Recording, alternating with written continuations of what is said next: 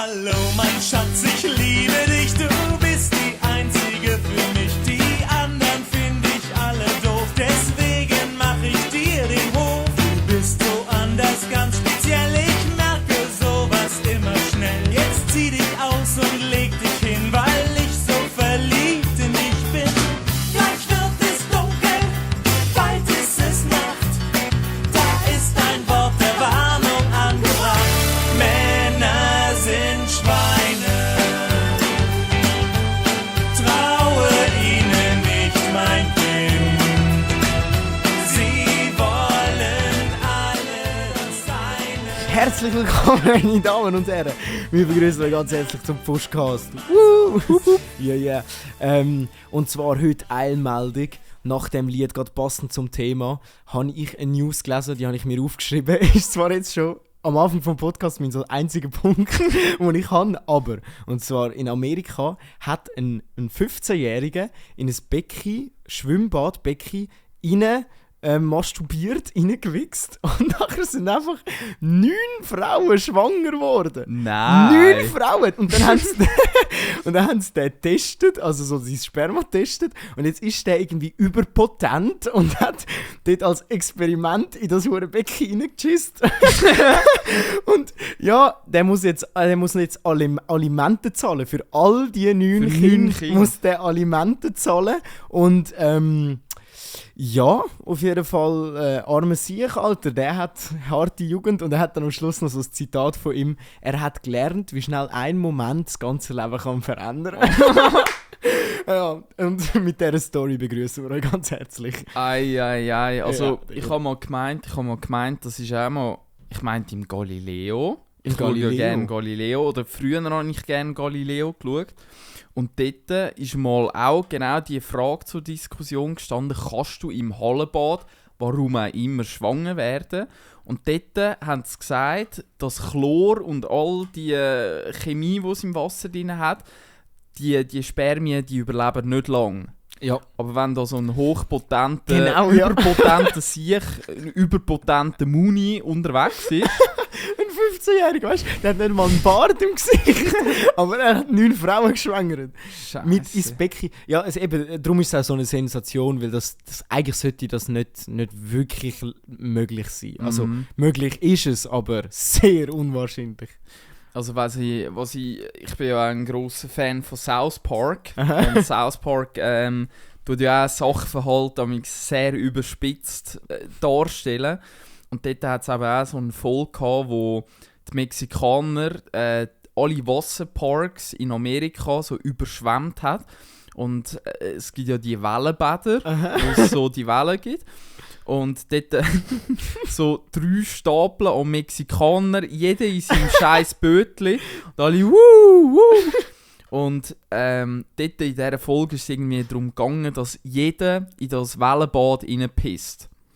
Und dort hat sich dann in dieser Kläranlage von diesem Hallenbad hat sich so viel Pisse angesammelt, dass nachher der ganze Wasserfreizeitpark mit Pisse überschwemmt worden ist.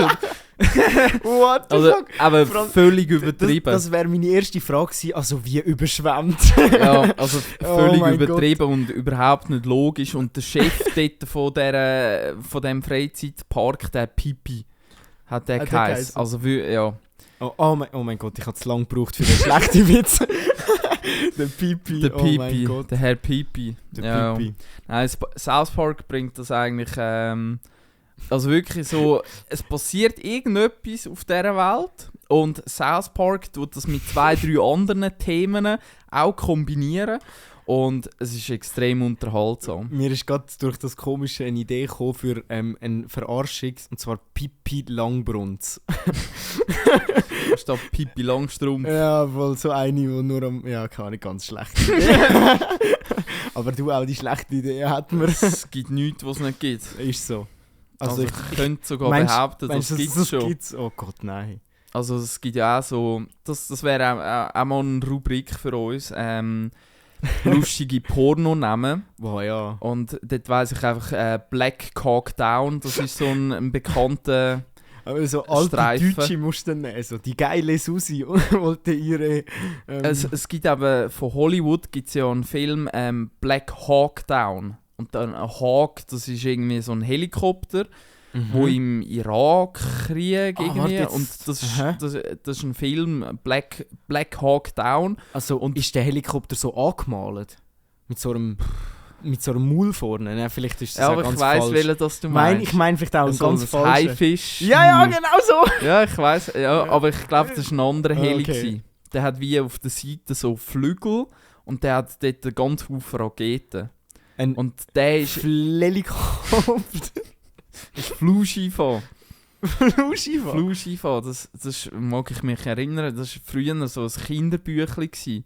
Ich weiss nicht, mit dem Globi oder sonst Okay. irgendetwas. Ich hätte gemeint, das sei eine komische Abkürzung für Flugschiff-Fahrzeug. Also ein Flugi, ein Schiff und ein Fahrzeug.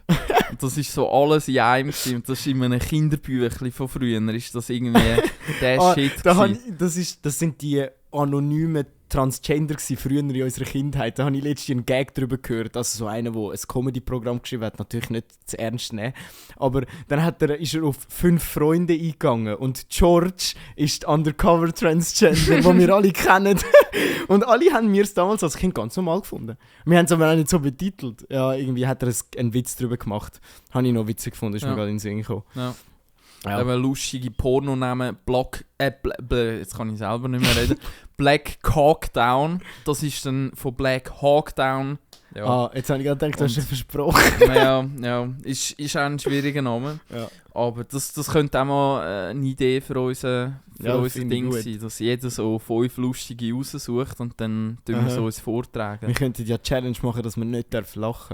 Weil kennst du das, wenn man die Videos auf YouTube oder so anschaut und alleine ist, dann lachst du nicht. Es ist nicht lustig. Wenn du aber mit Leuten dort bist, dann nimmt es dich. Also Ja, ja. Sachen, die dich sonst nicht würdest zum Lachen bringen, lachst du am grössten Scheissdreck.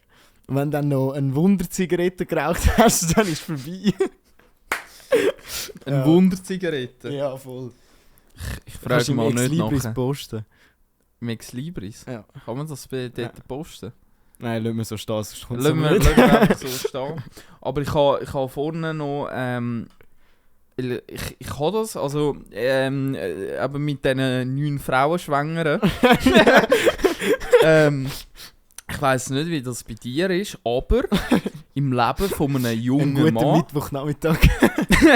Entschuldigung. Also wir haben schon Donnerstag. Ja, gestern. Was? Nein, egal, vergiss Ist es. gestern etwas passiert? Nein, ist nichts passiert. So, okay.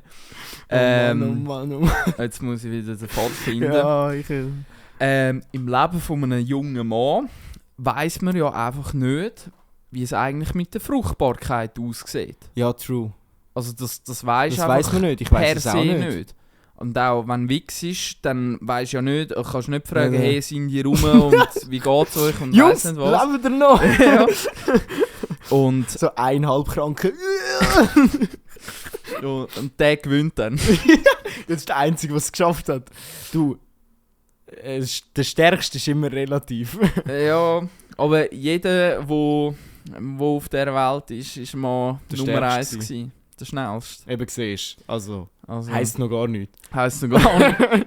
Heisst noch gar nicht. Aber auf das, wo ich eigentlich raus will, bei der Rekrutierung bei mir, das war 2017, glaube ich, wo es eben ums Militär gegangen ist und so.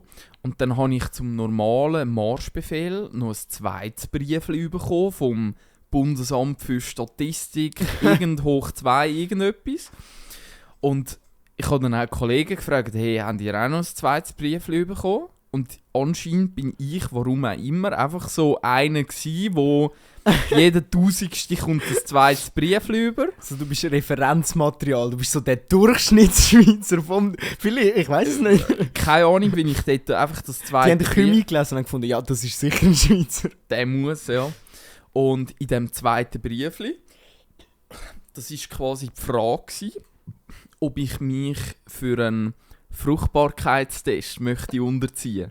Voll geil. Und also in dem Moment habe ich mir einfach die Frage gestellt, ja, ich weiss ja gar nicht, ob ich fruchtbar bin. Und irgendwann kommt es einfach so weit, wo du Das froh willst du bist. probieren, Ja, wenn du froh bist, dass du weißt, hey, bei mir will es funktionieren. So. Und danach habe ich mich dort dann auch so das Anmeldeformular, AHV-Nummer und all den Scheiß angeschrieben. Und danach Teurer versichert. Das Risiko ist schwerer, dass du eine schwanger bist. Oder so. und dann das Wagen an dieser ganzen Geschichte war eben noch gewesen. In diesem Infoblatt ist dann, hat dann gestanden, wenn sie an die Rekrutierung gehen, dann dürfen sie 48 Stunden vorne nicht mehr wichsen. Ah! Ja. Und also habe ich halt nicht können. Ist halt einfach nicht gegangen. Und danach bin ich auf Mails. Ich habe ja das Mails oben Rekrutierung gehabt. Und dann hat es dann, es sind irgendwie 300-400 Leute im gleichen Moment dort eingerückt. Und dann von diesen 400 Leuten Kümin, der und der vorgekommen, sind 3 Leute von diesen 300 bis 400 Leuten. Krass. Ich war einer von denen. Und dann, das Geile war eben, die anderen 297 Leute, oder 397 Leute, die haben irgendwie einen Sporttest säckeln oder irgendetwas müssen. Und dann hat es geheißen, so Jungs, wir gehen wichsen. So geil! Bei mir hat es nur geheißen, so und jetzt geht es zum Psychologen. Okay. Und dann war es so, dass wir in ein Auto eingefrachtet worden sind. Und dann sind wir in ein nächstes Dörfli zu einer Urologie, also ein Schwanzdoktor quasi. Aha. Und dann, ja, das war auch nochmal so eine geile Geschichte gewesen. Sind wir dort angekommen, wir zu dritten. Und dann so, an der Rezeption dort. Und dann, für was sind sie da? So eine junge, Eine junge Sekretärin hübsche, dort. Für was sind sie da? Ein PA. Ich Praxisassistentin. Ja, wahrscheinlich. Praxisassistentin. Das ist Und dann- Sekretärin, das ist oldschool. Das ist wie wenn du Servierdüse sagst, glaube habe ich mal gehört. Sekretärin? Nein, aber das ist ja keine Sekretärin. Ja. Drum, weißt du, so in dem Zusammenhang. Ja. Weiß nicht. Und dann hat dann dort unser Leutnant, der uns rumchauffiert hat, eben gesagt, ja, die 3 sind zum Wichsen da. Und dann, okay, dann Super hole ich mal diskret. dann hole ich mal die Heftli. Und dann jetzt ohne Scheiß, es gibt die verdammten Heftli, das ist kein Mysterium. Es ist kein Urban Legend Das aufgeklärt. ist kein... Du hast gerade 2 aufgeklärt. Weil das wollte ich vorher schon sagen. Es gibt, weil man hört ja immer, einer von 100 Schweizer hat das und das. Und man denkt sich immer, ja, und wer sind die 100 Schweizer? Das gibt es gar nicht. True, du hast die Urban Legend hast gelöst. Es gibt die 100 Schweizer, die gibt's. Und es gibt die Heftli in Praxis. Ja. Unglaublich. Und danach hat es Schere, Stein, Papier bei uns gegeben. Wer das... Weil das Ding war eben, es hat ein WC gehabt und das WC war das Gäste-WC, wo jeder Gast Oh, das, oh nein, das drauf geht. willst du glaub, gar nicht wissen. Nein, So. das, ja. Wenn du beim Arzt aufs WC gehst, dann bist du dort, wo all die Säcke müssen. Ja, alles gut. Also dort wird alles verrichtet. Wow, der Raum, Und Alter. aber du dort mit diesen verklebten Seiten in dem, mit dem Heftchen bist du dort Alter. irgendetwas am Rumwürgen. Zum Glück hatte ich mein Handy dabei gehabt, sonst wäre es nicht so gut gegangen. Aber ich habe dann... aber das mit diesen 48 Stunden hat nicht so funktioniert. Und danach, eine Woche, 2 später, hat es dann so Testresultat. Schon wieder daheim gsi, da hat es dann ein Briefchen gegeben. Und dann, und darum habe ich mich mit dem Amerikaner minimal verbunden gefühlt, in diesem Testresultat sind so die Durchschnittszahlen, die von der WHO, glaube ich, irgendwie Weiss ich kommuniziert nicht. werden. Und das ist irgendwie so... Ich kann jetzt sein, dass ich ganz etwas Falsches sage. 3 Milliarden Spermien pro Milliliter, irgendwie so. Und bei mir war es einfach 3-mal so hoch gewesen. Also die ganzen Durchschnittswerte. Und bei mir ist alles ausser die Beweglichkeit, wo aber quasi je länger oder je wie sagt man dem? Je je, länger der kürzer, Fisch. je kürzer der Abstand zwischen den Wichsintervall ist, desto weniger beweglich sind die anscheinend. Ah. Also Ja. das ist ja dem geschuldet, weil ich, Okay, das heisst, wenn du würdest wählen, wenn ich würde wählen, dann könntest du auch mindestens 9 Frauen schwänger im Schwimmbad. Challenge Oh mein accepted. Nein. Nein, aber jetzt mal allgemein eben Thema Fruchtbarkeit, weil das ist ja wirklich ein Thema, wo nicht mehr selbstverständlich in der Ja. heutigen Zeit ist, dass die Frau ein Kind kann bekommen oder dass der Mann Sömli hat. Ja, und da muss man aber schon sagen, das ist ein Männerding, ein Männerproblem. Es wird immer schlimmer bei der Fruchtbarkeit der Männer, habe ich vor allem gehört. Ah, ja? Also, es ist ja auch, das hat ja auch mit den Handys zu tun. Und bei uns sind ja die Eier sind außerhalb vom Körper wegen der Wärme. Die sollen nicht die ganze Zeit der Wärme ausgesetzt sein vom Körper, darum sind sie außerhalb. Und jetzt haben wir aber das Problem, dass wir schon länger in einer Gesellschaft leben, wo unsere Eier eigentlich immer warm haben. Ja, es ist ja wirklich so. Aber Und es klingt verdammt Es geil. klingt verdammt geil. In einer warme Gesellschaft, wo die Eier, Eier Alter, das ist ein heiß haben. Folgetitel. Warme Eier. Warme Eier. Und dann irgend so- Warme 3 Minuten Eier. Ja, nein, nur warme Eier. Das lässt viel mehr Interpretationsspielraum, Ja. weißt du. Okay. Nein, dass sie zu warm haben und halt dann noch mit Strahlung und so. Sie sind halt auch eben nicht im Körper, sie sind viel mit dem ausgesetzt. Du hast das Handy die ganze Zeit im Hosensack, also neben den Eiern. So Zeug wie Sitzheizung, alles so Sachen, wo deine Eier an einer Wärme ausgesetzt sind, ist einfach nicht gut für die Fruchtbarkeit. Und ja, also wir müssen schon damit rechnen, dass wir immer unfruchtbarer werden. Ja, aber wir können auch damit rechnen, dass wir in ein paar Jahrzehnten vielleicht dann auch einfach am Computer stehen und sagen, mein Kind soll 1,80 sein und das und das. Blaue Augen, Genau. blonde Haare und dies Ja. und das. Also die Technik wird das irgendwann schaffen, ob die Menschheit das annimmt und macht und akzeptiert oder will, ist die andere Frage. Ich weiss auch nicht, ob ich das will, aber ja, also so Designer-Babys. Designer-Babys. Also es hat, ich glaube, von dieser Reportage habe ich mal erzählt, von, aber mit der Trisomie 21. Und ich meinte, in der gleichen Reportage sind die Reporter auch noch auf Amerika. Weil Amerika, was so Gentechnik und so anbelangt, die sind einfach Ja. offener. Ja, Oder und vor allem einfacher. auch, also in der Forschung auch viel Mhm. länger schon an dem dran, habe ich gemeint. Ich meinte vor allem einfach die, solange das noch nicht massentauglich und so ist, wenn das so Einzelversuche sind, dann lassen die viel mehr auch durchgehen. Und angeblich der Doktor, also der hat wirklich ausgesehen wie Frankenstein. Oh das ist so ein der hat an sich richtiger selber... Psycho.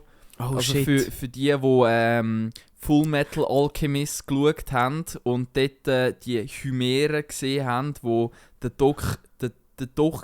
Doktor seine Tochter zu einer Chimäre, das ist ein Mischwesen, Wow. das sind so die Vibes. Aber sind da so haben wir doch schon... aufgekommen. Jetzt haben wir ein Bild für die Folge und der Ja. Titel «Warme Eier». Oh Scheiße. Ja. Die Chimäre, also das ist Ja, ein hure gruselig. säder Moment in diesem Anime. Ja. Aber der hat ausgesehen wie Frankenstein und der hat gesagt, dass bei ihm regelmäßig so Promis sich befruchten lassen können. Weil der tut irgendwie die Spermien rauspicken, die blaue Augen haben und Das ist alles noch so ein bisschen Halbwissenschaft. ja, und er hat gesagt, er könne die Spermien rausnehmen, die eine gute Stimme haben, die später Ja, mal gut, Sänger ja. werden und so. Und da hat es Gut, für mich aber einfach... da muss es aufhören, weil da knallt dann etwas rein, wo in dem Sinn seinen Fachbereich verlässt und seine Glaubwürdigkeit auch nicht mehr trägt, weil er ist sonst ein Arzt und weiß wahrscheinlich mehr wie mir, aber wenn er redet von, er kann aussuchen, was eine gute Stimme ist, dann müsste er mir zuerst mal erklären, was ist denn eine gute Stimme? Was definiert dann eine gute Starstimme? Das kannst du nämlich nicht definieren, nicht einfach. Nicht so, dass innerhalb von ein paar Zahlen oder... Also das... Ja. Aber Gesunder es- Menschenverstand. Ja. Aber Das- dass er etwas da kann steuern, glaube ich ihm schon. Weil so unrealistisch ist es nämlich nicht. Nicht mehr. Nicht mehr, ja. Nicht mehr. Schon.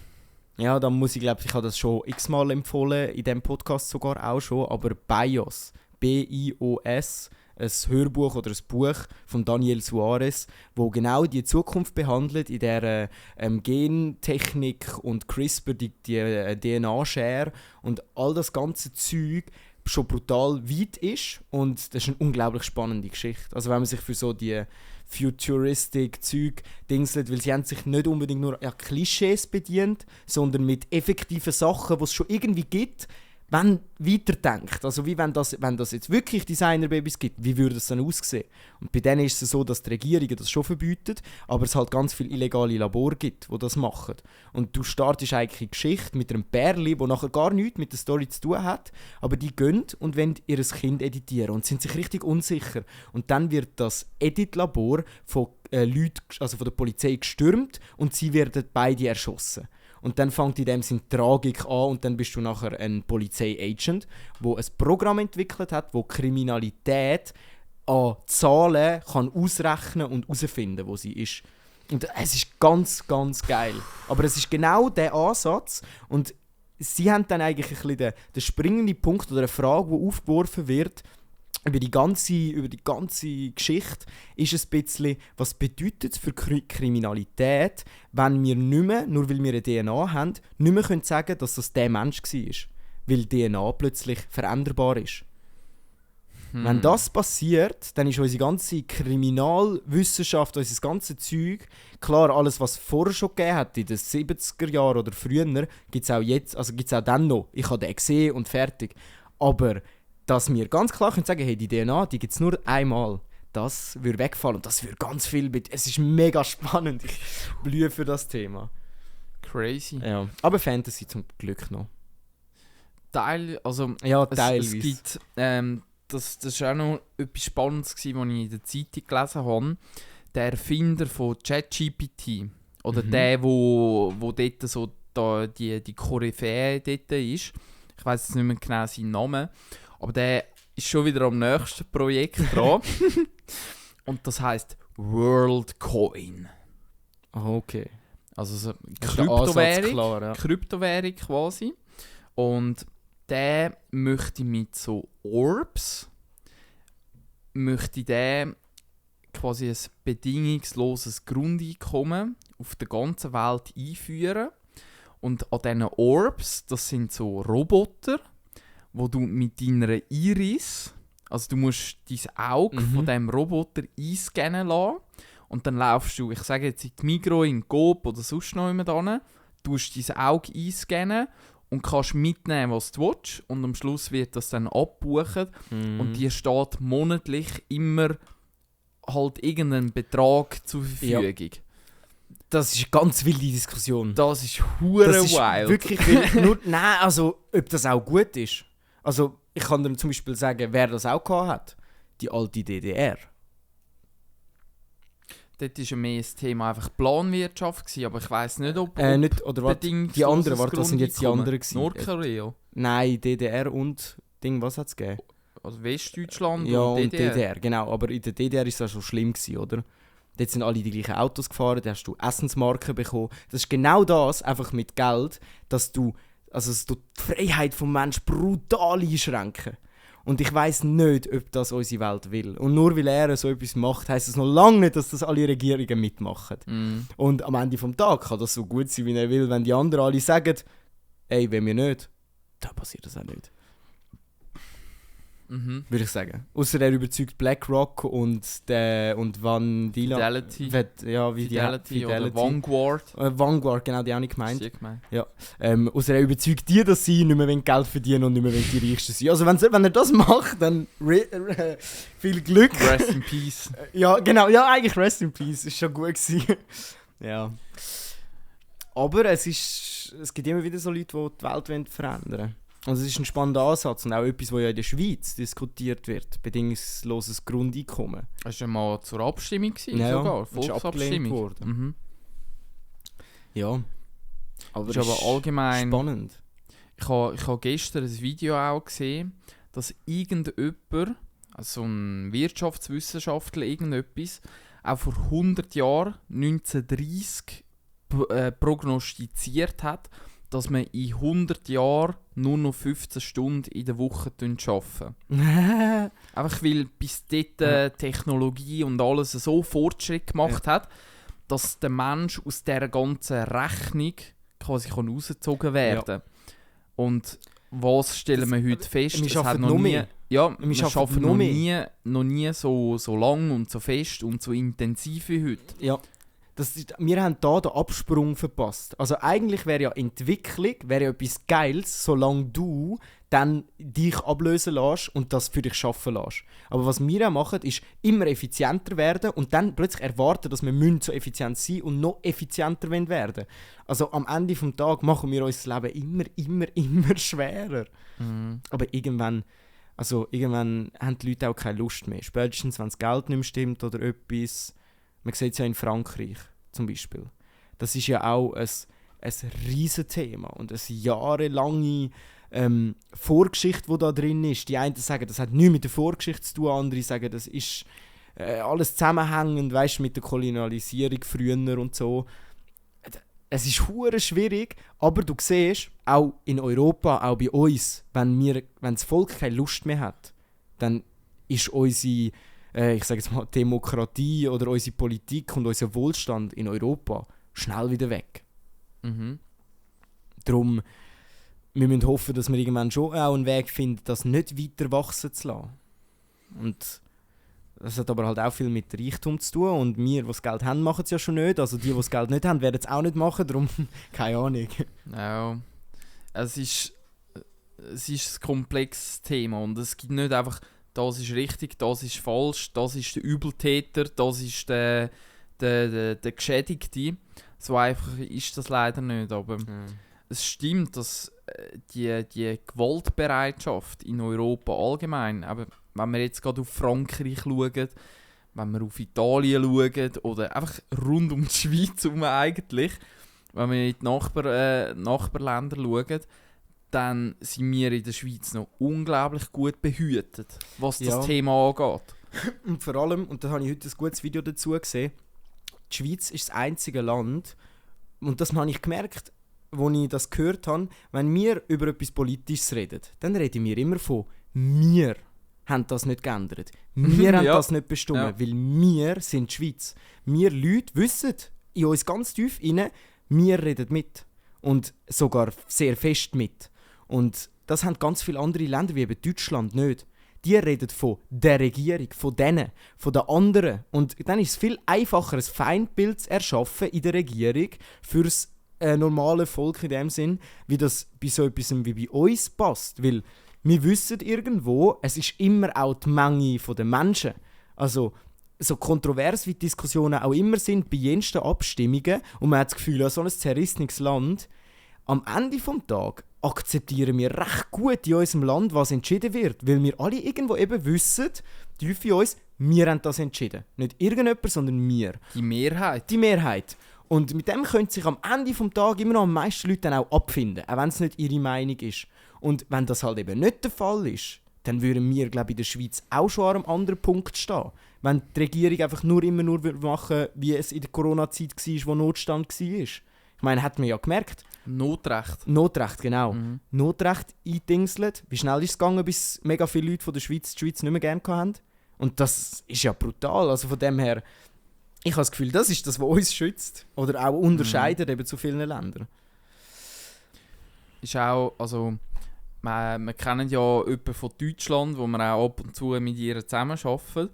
Und gerade mit Blick auf Deutschland, das ist jetzt meine Meinung, aber die befindet sich in so einer elendigen Situation, wo nicht viel Perspektive bietet. Ja, das bin ich der Meinung.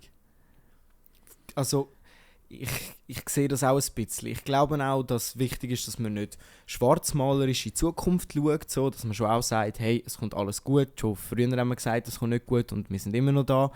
Darf nicht von dem ausgehen. Aber, und wir haben natürlich wir haben auch zu wenig alle Menschen, die jetzt leben. Selbst ein Mario, der 88 ist, er vielleicht am ehesten nicht in diesem Alter, aber vor allem wir Jungen, bis 50 und so, wir haben ja viel zu wenig Welterfahrung, um zu sagen, ob es jetzt wirklich so schlimm ist, wie wir das empfinden oder nicht. Wir sind ja früher nicht dabei gewesen.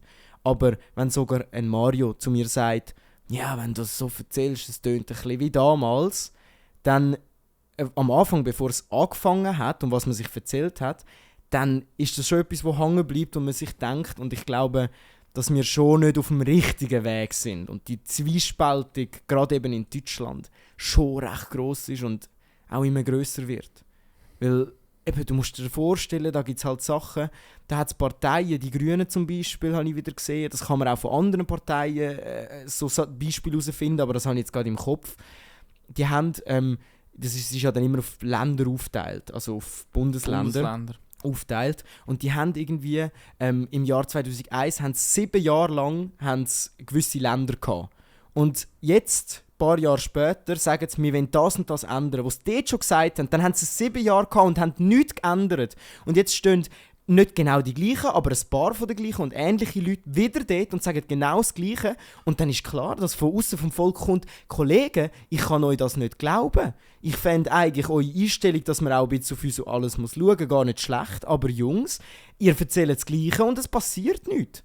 Ich fühle mich verarscht. Genau, und wenn das weitergeht und die Leute sich irgendwann nicht mehr wissen zu helfen, dann passiert irgendetwas, wie es eben zum Beispiel in Amerika bei Black Lives Matter war. Polizeigewalt ist oft ein Auslöser. Oder in Frankreich auch Polizeigewalt gegen einen 17-Jährigen, wo klar, er ist aus einer Polizeikontrolle geflüchtet. Das ist nicht intelligent. Aber es ist auch noch kein Grund für mich, um den zu erschiessen. Es ist hure Scheisse. Und dann bringt das Land zum Überkochen. Also, natürlich, total abgebrochen, ich bin kein Wissenschaftler, gar nicht, aber so empfindet man das von außen. Und eben, das ist genau der Knackpunkt, wo wir das Gefühl haben, wir können mitentscheiden. Oder wir können mitentscheiden. Wir haben wirklich das Recht. Ja, wir haben wirklich das Recht. Und die anderen Länder rundherum haben einfach das Gefühl, sie haben das Recht. Genau, es und wird wählen ihnen auch Politiker und danach die Politiker machen so was das wollen. ist auch ein Fehler der Politiker. Es wird von den Politikern immer, auch gerade in Deutschland, so suggeriert, wie wenn sie nur das machen würden vom Volk. Aber sie machen ja genau nicht das. Sie führen eigentlich Deutschland wie ein Geschäft mit ganz vielen verschiedenen Meinungen, wo über alles muss gestritten werden. Und wenn du das so anschaust, dann ist es wirklich eigentlich für ein Volk fast auswegslos. Was wollen sie dann machen? Egal, was sie sagen, ob es richtig, falsch oder nicht ist, die sind so in ihrem Strudel rein, von dieser scheinbaren Demokratie, dass die ja selber nicht richtig daraus rauskommen. Oder? Also, ja. Das verzwickt. Ist schon verzwickt. Und es resultieren einfach warme Eier daraus. Genau. Am Ende haben alle ein paar warme Eier. Ich habe diese Woche noch ein unglaublich geiles Erlebnis gehabt. Ich habe ja am Dienstag bin ich noch unterwegs gewesen. Ich bin mal wieder in Zürich unterwegs gewesen. Und am Dienstag ist eine japanische J-Rock-Band in Zürich unterwegs gewesen. Die heisst One OK Rock. Vielleicht die einen oder anderen kennen es. Aber die sind am Dienstag hier in der Schweiz gewesen. Und alter Schwede sind die geil gewesen. Geil. Also jetzt aber geschwind für mich. J-Rock ist einfach japanischer Rock. Japanese Rock! Japanese. Aber voll geil. Ja, J-Rock. Und dann, also, musst du erzählen, wie war es denn? Das war noch lustig, weil es ist im Xtra. Das ist ja eigentlich auch so Club, Konzert, passiert alles dort. Und danach der Kollege ist am Nachmittag um 2 um 7 Uhr am Abend war die Türöffnung und der ist um 2 dort hat der angefangen zu stehen. Also, das der einfach so der allererste Otaku ist, der dann nachher so reinsäckelt.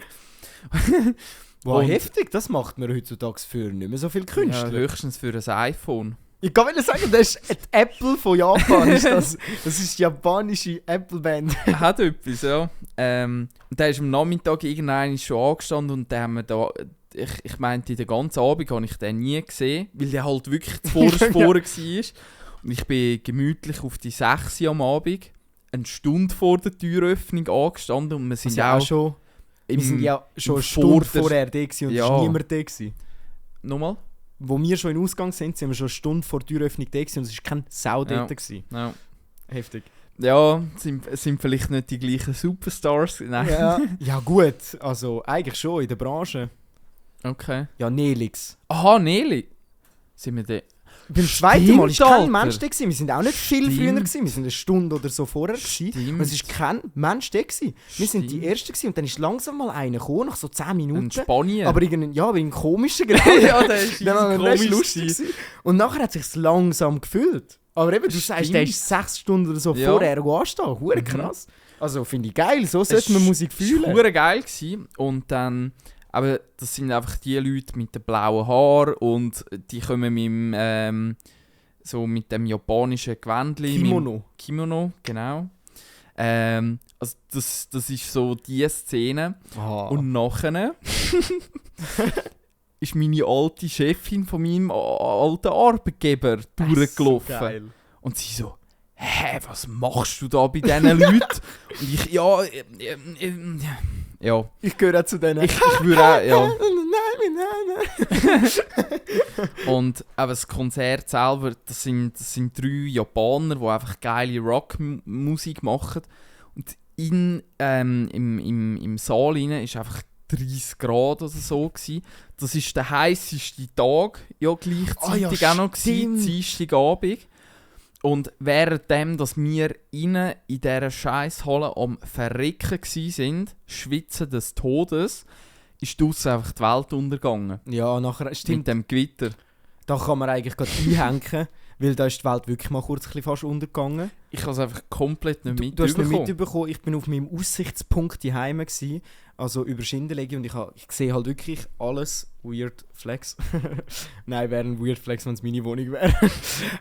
Ich bin aber dort oben gsi und habe über alles drüber gesehen, und es hat links, rechts, über die ganze Zürichsee, es hat gewittert und halt, es hat die ganze Zeit geblitzt. Der Himmel ist fast nie dunkel geblieben. Es ist die ganze Zeit im Donner und Blitzen gsi, und gewindet hat es auch hure stark.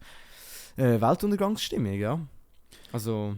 Ich habe dann erst nach dem Konzert, als ich heimgekommen bin, habe ich dann das Ausmaß auf meinem Balkon müssen feststellen, und sogar die Möbel hat es, also die sind auf dem Kopf gewesen. Krass. Ja, heftig. Ja, das ist schon... Der Wind ist etwas hure Starkes. Ich weiss noch, das letzte Mal, als ich so Struggles mit Wind hatte oder das Wind so erlebt habe, war in meiner Fahrprüfung. An meiner Fahrprüfung hat es gestürmt wie blöd. Es hat gewindet wie blöd und geregnet wie blöd. Und ich war sonst schon aufgeregt wie blöd. Alle guten Dinge sind 3. Und ich bin in diesem Auto reingehockt, zu Pfäffiken. Und wir sind über die Brücke drüber gefahren. Also, es ist so eine kleine runde Brücke, die über die Straße drüber geht, damit Dort du eine andere... Beim Migros am Duit. Center. Ja, genau. Ja. Wenn du um den herum... Also dort so, rund, über den Parkplatz. Drüber. Und dort sind wir raufgefahren, und beim Rauffahren habe ich richtig gemerkt, wie das Auto links und rechts gedrückt hat, der Wind. Und ich bin dort geguckt und ich habe ihn einfach nur gefragt, ist das normal? Ist das der Wind? Oder was ist das? Und ab dem Moment war es bei mir vorbei. Ich bin 30 im 50er gefahren und so, aber er war richtig gütig mit mir. Weil halt wirklich, es hat so gestürmt. Das war das letzte Mal, als ich das so empfunden habe. Und ja, hätte also nicht auf die Straße müssen am Dienstagabend. Meine Fahrprüfung war etwas anders. Der letzte Satz, den mein Fahrlehrer mir auf den Weg mitgegeben hat: Nils, fahr wie ein Ömi. Und dann kommt es gut.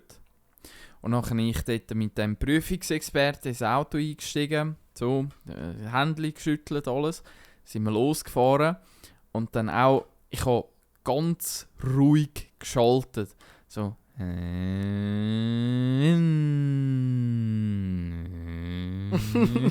Also vom ersten in den zweiten. Einfach, das Kuppeln hat so 10 Sekunden gebraucht. Voll. Einfach wie ein Ömi fahren. Ja, sonst haben sie immer das Gefühl, du bist ein Rennfahrer, nur mit schnell kuppelst. und das habe ich mir halt wirklich zu Herzen genommen. Und dann sind wir auf einem Parkplatz, musste ich hinter Ski parkieren. Und dann hat er gesagt, so, einen kleinen Moment, ich muss Ihnen ein Zwischenfazit geben. Sie fahren wie ein Grossmütti. Also so niemals. Also da können wir gerade wieder umkehren. Und dann habe ich gesagt, einfach der Fahrlehrer hat mir vorne genau das mit auf den Weg gegeben. Ich kann sehr gerne ein bisschen zackiger fahren und im 50er wirklich 50 und so. Halt nicht wie ein Ömi. Und danach war es gut gewesen. Ja. Dann war es gut gewesen. Stabil. Ja, also nein, ich bin halt wirklich schon ein bisschen wie ein Ömi gefahren, muss ich sagen. Aber ich hatte den Pluspunkt gehabt, dass ich ihm sagen konnte. Erstens war es ein Schüler. Also man hat sich gekannt. Irgendwie, oder man hat jemanden kennt, der jemanden kennt. Und auf der anderen Seite, ich konnte ihm auch erzählen, hey, ich bin im Gartenbau, ich arbeite draussen, ich fahre mit den Lieferwagen und so, ich übe noch. Aber ja, also er hat gewusst, das war dann sein letztes Wort gewesen. Also, wenn er mir verspricht, dass er noch gut übt beim Arbeiten, dann sehe ich da kein Problem. Das war sein Ding gewesen. Und ich fand, ja, danke vielmals, geiles Sieg. Aber eben, er hat schon gesehen, dass ich es könnte, aber halt einfach brutal aufgeregt war. Ich habe fast noch Velofahrerin angekarrt. Ist aber ihr Fehler gewesen. Also ich bin im Parkplatz seitwärts parkiert gewesen, in der 30er-Zone. Und dort muss ja auch sie, im Fußgänger muss auch sie absteigen. Da darf sie nicht einfach mit über die Straße drüber kesseln. Und ich habe blinkt, habe geschaut, er hat geschaut, bin langsam am rausfahren gewesen, und in dem Moment kommt die um die Ecke und vor mir durch. Und dann ich gerade Vollbremse gemacht, also hätte es auch gar nicht gebraucht, und bin hure verschrocken und er so, nein, kein Problem, das war nicht ihr Fehler gewesen. Aber ich bin dort, ich habe gedacht, ja, jetzt ist es vorbei. Jetzt kann ich heimfahren, jetzt ist es gewesen, aber ja, es ist dann doch gegangen. Fahrprüfung. Fahrprüfung Das ist ist ein Thema, ja. Ja. Wie Vor viele allem- Stunden hast du eigentlich gehabt? Also bei mir ist es ganz eine komische Story. Ich schiebe es immer ein bisschen auf den Fahrlehrer, aber eigentlich bin ich auch nicht unbedingt der Lernschnellste gewesen, wahrscheinlich. Ich habe beim ersten Fahrlehrer habe ich glaube 13 oder 14 Stunden gehabt, aber er ist eben noch kein Fahrlehrer, sondern so ein noch am Lernen Fahrlehrer zu werden, und darum ist seine Stunde halb so teuer gewesen, aber man braucht dann auch mehr Stunden. Ich hatte dann 14 gehabt und wollte dann auf Automat wechseln, um einfach die Prüfung zu machen. Und es war dann halt wirklich so gewesen, er hat mich in jeder Fahrlektion noch auf Sachen hingewiesen, die gar nicht mehr Thema gewesen wären. Ich hätte schon lange eine Prüfung eigentlich können, aber es hat sich so angefühlt. Und dann, Ist bei dir noch Automat und geschaltet nein, oder ist das in der bereits ersten, zusammen genau, gewesen? ich bin im ersten Jahr, gewesen, wo man okay. hat beides machen konnte, und es kommt nicht drauf an. Ja. Und ich habe aber gesagt, ich fahre immer geschaltet. Das heisst, ich übe geschaltet, mache noch 2 Stunden Automat und gehe dann an die Prüfung. Und ich habe dann eben für die letzten Stunden noch einen Kollegen von meinem Papi genommen, und bei dem hatte ich dann, glaube ich, noch 6 Fahrstunden gehabt. 6 oder 8 oder so. Und dann bin ich an die Prüfung und habe dann bestanden. Aber bei mir war es eigentlich schon die Leistung gewesen. Ich bin von der Familie Küchler der Erste, der es beim ersten Mal bestanden hat. So, mein Dad nicht, meine Mami nicht. Ja, das ist noch gut. Vom Feeling her. Aber es war knapp gewesen. Aber ja, ich habe eigentlich nicht so viel. Also eben, es sind schon viele Stunden, wenn man so zusammenrechnet, aber halt auch, ich bin dann auch noch, zum Beispiel 2 Stunden bei einem anderen Fahrlehrer, sind seine Prüfung gewesen. Also Fahrlehrer werden ja dann auch geprüft, dass sie Fahrlehrer dürfen werden. Und dann gibt es mehrere Prüfungen, wo sie mit Schülern begleitet werden, wie sie das machen. Also es ist dann eigentlich noch eins aufgestapelt. Es geht dann nicht um dich, der fährt, du bist zwar Fahrschüler, aber es geht um ihn, der lernt, dich zu bedingseln. Und das haben wir in Zürich gemacht, in der Mercedes, im Haus und so. Das war noch chillig, sie haben alles bekommen und dort einfach gechillt, um nachher 1 Stunde mit dem fahren zu gehen. Und seinem Typ, der das überwacht hat. Und dort bin ich auch dabei gewesen und habe so Stunden noch gemacht, habe dann aber nicht müssen zahlen. Oh. Ja. Aber eben, ich habe dann doch nochmal zu einem Fahrlehrer müssen, der kann mir sagen, hey, ich habe schon 30 Leute gehabt, die an der Prüfung sind und bestanden haben. Das ist aber auch nicht, weil der andere es nicht gut hätte können, sondern er hat einfach noch keine Erfahrung gehabt. Das ist ja völlig okay. Das ist meine Fahrstory. Ich weiss nicht, hast du viele Stunden gehabt? Ich habe eben einen kleinen Wettbewerb am Laufen gehabt. Oh! Also es ist jetzt so, ich habe einfach gewusst, mein Papi hat 13 Stunden gehabt und ich bin besser als mein Papi. Ich habe 12 Stunden, Maximum. Ja. Und ich habe schön so ein bisschen Listen geführt so, und gewusst, aha, nächste Woche 12. Fahrlektion, nachher muss ich an die Prüfung. Und wir haben alles durchgenommen und ich habe von Anfang an gesagt, hey, Maximum 12 Stunden, dann muss ich an die Prüfung. Stabil. Und dann hat der Fahrlehrer alles, so U-Turn und alles in diesen 12 Stunden. Vor allem der U-Turn. Also unter anderem der Ja, U-Turn. voll. Ich habe es einfach geil gefunden, weil das erste war, was so in den Sinn gekommen ist, was dir der Fahrlehrer beigebracht hat. Das ist mir irgendwie geblieben, Ja, der U-Turn. ja, weil man es Aha. auch sonst kennt. Ja, aber sonst irgendwie ein Schulterblick Mhm. und... Bei mir war das richtig. Immer, es ist zuerst Ziel, Mitte, links, Ziel, Mitte, links, Kopf drehen, dann fahren. Und wenn du das so machst, dann bist du ein halbes Jahr am Kopf drehen die ganze Zeit. Und als noch jemand, der dann noch schalten lernen und so, bist du einfach aufgeschmissen. Ich habe vielleicht dort einfach schon ein bisschen den Vorteil gehabt, dass ich ein Töffli mit 14 hatte, einen Roller mit 16 und mit 17 einen grossen Töff. Ja, den ich das aber ist- noch nicht dürfen fahren. Aber das ist definitiv offiziell. ein... Ja, Und Also du bist natürlich auch nicht gefahren. niemals. Gut. Niemals. Ja, nein, eben. Jetzt habe ich den Faden verloren. Verdammt, ich wollte so richtig sneaky Aber- vorbeigrinden, aber das hat nicht funktioniert. Aber nein, ich bin dann wirklich mit 12 Stunden bin ich dort an die Prüfung und eben mit dem grossmütterlichen Rad dort, ich glaube, das Ochsner hat mir geheissen. Ja. Einfach einer von Einsiedeln. Meine Und... war, glaube ich, auch von Einsiedler. gewesen. Also können wir... Ja, Ochsner Schule. Oder Ja, Käli.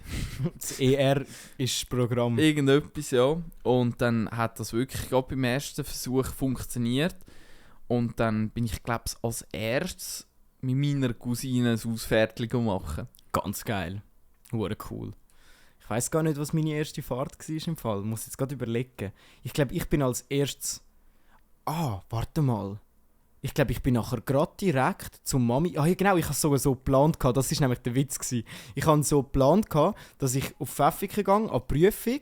Und ich musste dann wieder auf Richterswil arbeiten, weil ich bin während dem Arbeiten an die Autoprüfung gegangen. Am 20. Todestag von Bob Marley. Das habe ich noch. Das weiss ich noch, ja. Und ich habe wieder zurück auf Richterswil müssen. Und ich habe gewusst, entweder bin ich ein Winner und fahre mit dem Auto zurück auf Richterswil arbeiten, oder ich bin ein Loser und fahre mit dem Zug wieder zurück. Und mein Plan war dann, bei Mamis Auto zu holen und dann auf Dings, und das war dann auch meine erste Fahrt gewesen. Ja, also wieder arbeiten. Ja. Voll. Bei mir ist mehr der 11. September. So ein Datum, wo irgendwie so gewisse Sachen passieren dort einfach. Ja. Ist, Einfach so wichtiges Zeug. So, so der Nils hat Autoprüfung, Ja, es 9/11, ist, Bob Marley stirbt, andere hat Autoprüfung. Es ist alles so ähnlich. ist das Hochzeitsdatum von meinen Eltern gewesen. Ja. Also 9/11. Dann ein paar Jahre später ist 9/11 passiert. Ich habe meinen Lehrvertrag dann unterschrieben und sonst noch 2, 3 kleine Sachen. Irgendwie einfach das Datum hat so etwas oder Entscheidendes. Es gibt schon so Wegweisend. Daten. Ne? Vielleicht ist das auch so ein Menschenphänomen, dass man das Gefühl hat. Kann Aber auch sein. es gibt schon so Daten, wo Sachen passieren. Einfach mehrheitlich irgendwie. Wieso ist das so? Aber es kann auch sein, weil 9/11 dann passiert ist, tut man das irgendwie Ja. mit allen Sachen. Das ist 2 Tage vorne, oh ja, blablabla. Ja. Dass man das irgendwie so abspeichern. Das hat mich früher als Kind so verwirrt, weil amerikanische Datum schreibt man ja Oh. umgekehrt. Ja. Und ich bin so, 9/11 macht ja gar keinen Sinn, das ist ja November. Und ich bin nicht rausgekommen, dass erst irgendwann mit 12, 13 oder so habe ich das gecheckt, dass das eigentlich ja einfach die amerikanische Zeit ist. Das Datumformat. Das hat es auch so ein Phänomen gegeben. In der Sek hat es schon Leute gegeben, die dann Handys gerade so gekommen sind, die auf ihrem Handy die amerikanische Zeit hatten. Und ich habe das Also so... AM und PM. Genau, und ich habe das gesehen und dann dachte, what the fuck, Alter, ich bin so nicht rausgekommen, wie kann man das haben und machen? Und wenn ich jetzt so zurückdenke, okay, es ist gar nicht so ein Unterschied, du weißt ja, ob du jetzt am Morgen oder am Abend unterwegs bist, wenn du auf die Uhr schaust. Aber wie kommen wir auf das, dass man das in der Sek hat? Und das sind ja keine Leute gewesen, die Englisch geredet haben, weißt du, sondern, Das ist mehr wegen dem Flexen. keine Ahnung, ja, wieso macht man so etwas? Also ich habe einfach in Kanada habe ich das gemerkt. AM und PM, das ist so ein riesiges Fehlerpotenzial. Ich weiss heute noch nicht, welches ist. Welches ist welches? Also du kannst es gut merken, AM ist am Morgen. Ja. Das ist mein Esels. Aber es könnte eben auch am Mittag sein, weißt Nein. Ja, mit AM schon, aber Am Morgen. ja, macht mehr Sinn. PM macht einfach keinen Sinn. Geil. Ja, einfach am Morgen und das andere ist am Abend. Geben wir PM einen Sinn. PM. Was wäre der Sinn von PM? Past Midday. Boah, Digga, das ist gut. Das ist viel besser wie alles, was ich gerade erwartet habe. Was wir jetzt sagen. Wir Vielleicht benutzen könnte, dem. also ich weiß gar nicht, wieso das AM und PM Vielleicht heisst. ist Past. Nein. Vielleicht ist es Vielleicht schon. Post Midday. Post könnte Post. das sein, ja. Pre und Post. Aber dann müsste es ja PM. Nein, PP. du kannst nicht Pre-Am. Pre-Am und PM. Oh Mann. Oh Mann. Ja, ja. Aber ich glaube auch nicht, dass sich die Amis überlegt haben, wir nennen es AM wegen am Morgen. Weil at Es the ist ja- morning. es ist ja- Allgemein, also die Amerikaner, was so Maßeinheiten anbelangt. Also es gibt ja das imperialistische System. Das ist mit Füßen, das ist mit Ellen, genau, ja. das ist mit Pfund. Das ist einfach Sachen, die kein logisches System jetzt für uns so Europäer so, oder eigentlich für die ganze Welt außer Amerika. ja. Und wir haben ja das Dezimalsystem. Also 10 plus 10 und weiss nicht was. Es gibt ja immer so die geraden Zahlen. Oder wenn dann ein Hektoliter sind 100 Liter und so das abrechnen und aufrechnen. Und dort ist ja 1 Meile ist 1,6 Ja. Kilometer irgendetwas. Also macht ja überhaupt gar Vor keinen allem Sinn. habe ich mir das schon etwa 3 oder 4 Mal versucht zu merken, wie viele Meilen das jetzt ein Ding ist. Und ich kann es immer wieder vergessen, weil es irgendwie nicht so naheliegend ist. Es ist nicht so, ja, die Zahl und das geht. Es gibt sogar noch eine Meile auf der Straße, aber irgendwie 1,6 und es gibt noch eine Seefahrtsmeile. Eben, da hört es Das ist dann 1,8 irgendetwas. Ja, und dann beim Seefahren gibt es dann auch noch mit Knoten, wo du mit Knoten unterwegs bist, weil ich auch keine Ahnung habe, in welcher Zusammenhang das jetzt zu einem KMH würde stehen. Keine Ahnung. Du musst Knöpfchen zählen. Wenn mir einer sagt, er ist 5 Knoten unterwegs, dann könnte der 100 fahren oder 10 und ich wüsste es nicht. Aber ich würde trotzdem sagen, ja voll, ja voll. Ja, weil, was willst du irgendjemandem sagen, was sind Knoten schon wieder? Ja. Und das zieht sich eben in Amerika, das ist katastrophal. Und das bringt eben Galileo, jetzt wieder nochmal Galileo, das bringt es eben auch, die machen immer so Vergleich mit Fußballfeldern oder Ja, genau. 400 Badwannen voll und weiss Weil nicht du dir was. dann besser kannst vorstellen, oder? Und ja, aber mit Meilen und Ellen und mit Feet above the ground und keine Ahnung, du hast null Ahnung. Ja. Vor allem, Wir können uns einfach nichts darunter vorstellen. das ist doch auch irgendwie so, ich habe das auch schon gehört, irgendwie mit, wie ist das früher, ein Mann. Es gibt auch so eine Grösseneinheit für ein Mann und das kommt aber noch aus einer Zeit, die wird nicht mehr benutzt, also auf der Welt, aber die kommt aus einer Zeit, wo die Männer halt alle noch irgendwie 1,50 oder 60 waren. Und das ist völlig fehlleitend heutzutage, weil einfach wahrscheinlich auch ein Elle ist jetzt im Schnitt nicht mehr das Gleiche, wie es dort war, wo man die Elle integriert hat, weil man gesagt hat, ja, jeder hat ja eine Elle und jeder hat einen Fuß. Da sind wir ja safe. Und nicht denkt, dass einfach jede Elle nicht gleich gross ist. Also, oder vielleicht war das Toleranzgrenze gewesen. Ja, vielleicht damals hast du das Zeug auch noch nicht so genau müssen nehmen. Aber auf die andere Seite haben sie eine Pyramide gebaut, die auf den Millimeter genau Scheiße ist. Und dann musst du sagen, aber Bruder, mit Elle haben wir das nicht gemacht. Also, weißt du, wie ich meine? Steile These, ja. So habe ich das noch nie angeschaut. Ja, warum, nach welcher Maßeinheit die Ägypter ihre Pyramide erbaut Also, haben? ich habe schon gesehen, wie sie die Gesichter gemacht haben, mit so Stöckchen und dann Kreis mit einem Seil, der einfach immer natürlich gleich lang ist und dann mit so Kreis gezogen haben und dann haben sie ganz viel Kreis gezogen und dort, wo sich Punkte verbunden haben und Zeug und Sachen, haben sie dann die Gesichter gemacht. Aber, weißt du auch so die, wo... Also das sind die Maisfelder, wo so UFOs reingemalt genau, werden. so die Kornkreis. Sachen. Ja, Kornkreis. Ja, aber ich meine zum Beispiel jetzt Swings oder so. Sphinx, genau, ja, ich kann das nicht aussprechen. Die, das ist ja früher auch viel ein grösserer Kopf gewesen, das ist auch zusammengefallen. Und dass man das so akkurat mit den Formen macht, ist unglaublich schwer und sie haben nie gewusst, wie sie das machen. Und haben es eben mit so Stöckchen und Schnur haben sie Kreise gemacht, also das ist die Vermutung, haben sich Kreise gemacht und haben sich so an Formen angedingselt, wo heute ein Steinhauer ohne krassestes technisches Equipment und auch dann nicht würde so anbringen. Spannend. Ja, eigentlich schon ganz komisch. Wir sind uns ja alle einig, dass es so ist. Also das ist ja nicht mal irgendeine Verschwörungstheorie, sondern da sind sich eigentlich alle einig, dass die etwas gemacht haben, wo wir nicht wissen, wie. Mit dieser Präzision. Also wie das über Jahrtausende so hat können bleiben. Und da gibt es Fotos, eben die Steine, die zugeschnitten worden sind. Da kannst du nicht mal ein Kreditkärtchen in die Spalte reindrücken. Das ist so präzise gebaut. Das ist unglaublich. Und wenn man sich vorstellt, irgendwie im 14. Jahrhundert sind wir mit der Kutsche unterwegs gewesen, keine Ahnung, 18. Jahrhundert, keine Ahnung, wie wir dort unterwegs waren. Und das ist ja ein paar hundert Jahre vor Jesus sind die Pyramiden erbaut worden. Ja, und vor allem habe ich auch schon gehört, sie haben Burgen, die viel, viel später gebaut worden sind, haben es verglichen mit eben Pyramiden oder so Mauern und so. Und wenn du dann schaust, irgendwo zwischen ihnen ist riesiges Wissen verloren gegangen. Sonst hätten die nicht so Burgen gebaut. Weil man hätte es mit dem Wissen, was die anderen hatten, hätte man es besser können bauen. Und das macht ja wirklich keinen Sinn.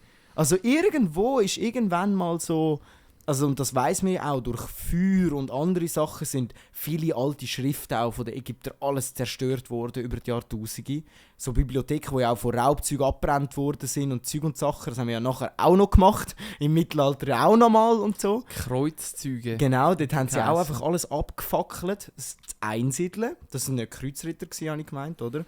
Aber das, oder sind das sogar auch Kreuz? Also das Gleiche. Soviel ich weiss, die Kreuzritter sind die christlichen Abgesandten gsi, die quasi das Christentum in den anderen Ländern haben sollen verbreiten. Da kann ich etwas dazu sagen, von einem historischen Mordfall, wo es auch um die gegangen ist, um Kreuzritter. Und der Umschwung war dort gewesen, christlich und all das ist eigentlich, es sind schon viele relativ christlich gewesen, aber ländliche Götter, also ein Fluss, all das Zeug ist auch noch viel, viel präsenter gewesen in der Menschheit. Und dann hat es eben die Kreuzritter und die Leute gegeben, die sind selber, haben die bestimmt, nein, unsere Kirche hat Regeln. Und die sind dann die Regeln haben überall durchsetzen. Sie haben nicht einmal unbedingt die Leute zum Glauben bekehrt, sondern sie haben Regeln gemacht in diesen Glaubensdingen und haben all die alten Götter von denen und so, haben es einfach mal nichtig gemacht, weil sie sind die Ersten gewesen, die gesagt haben, es gibt nur einen Gott. Es gibt nur den Gott, weil wir glauben das Testament und dort heisst es gibt nur den einen Gott und darum gibt es auch nur den einen. Und das war der springende Punkt gewesen bei denen. Aber die haben auch eigentlich nur blöd plündert. Also, und halt vernichtet. Da gibt es eben dann so Berichte, wie die durch die Strassen von diesen Dörfern sind und dann Zeugs geschrauen haben, so Parolen und so, und haben dann eben alle Bücher rausholen lassen, Schriften und so Zeug, alles mögliche, und haben es zerstört. Weil es eben darum gegangen ist, so eine Richtlinie zu setzen irgendwie. Also das werdet ihr wahrscheinlich auch mal in der Geschichtsvorlesung irgendwo gehört haben, so das mit diesen Ablassbriefen. Und das war auch so ein Ding, dass irgendeiner im Mittelalter... Das ist dann später gekommen, ja, das schon mega organisierter war, die ganze Kirche. Ich meine, die war schon organisiert. Und danach ist man vor einem Problem gestanden, dass man zu wenig Cash hat. Und was macht man als Institution wie Kirche? Man probiert das irgendwie marketingtechnisch sexy zu inszenieren. Und die Ablassbriefe, das war ja so, dass du dich von deinen Sünden, von deinen Schulden hast freikaufen. Also im Sinne von, hey, gibst mir ein braunes Nötli, ein 200er Nötli und danach kommst du ein Stockwerk höher in den Himmel oben. Ja, also damals hat es auch kein Nötli gegeben. Aber grundsätzlich war es genau das, was ja nachher die Reformation in dem Sinn, also die Problematik hat ja nachher dann der Zwingli geändert.